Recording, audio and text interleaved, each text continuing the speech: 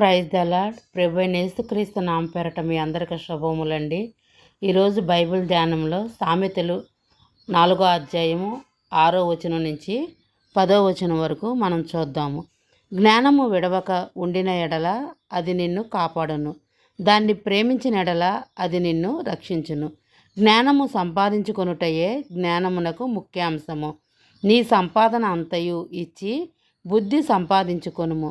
దాన్ని గొప్ప చేసిన ఎడల అది నిన్ను హెచ్చించును, దాన్ని కౌగలించుకున్న ఎడల అది నీకు ఘనత తెచ్చును. అది నీ తలకు అందమైన మాలిక కట్టును, ప్రకాశమైన కిరీటము నీకు దయచేయును. నా కుమారుడా, నీవు ఆలకించి నా మాటలు అంగీకరించిన ఎడల నీవు దీర్ఘాయుష్మంతుడవు అగుదువు. దేవుడు మనతో ఎంతో స్పష్టంగా చెప్తూ ఉన్నాడు. ఏమనంటే ఆయన మాటలు మనం వింటే మనం దీర్ఘాయుషుని పొందుకుంటామంట. ఆయన మనకున్న సంపద మొత్తము కూడా ఇచ్చి జ్ఞానం సంపాదించుకోమంటున్నాడు. అది మన తలకి హెచ్చుగా చేయనంట, అది మనం కౌగిలించుకోమంటున్నాడు. మనకు ఘనత తెచ్చునని కూడా దేవుడు మనకి చెప్తున్నాడు.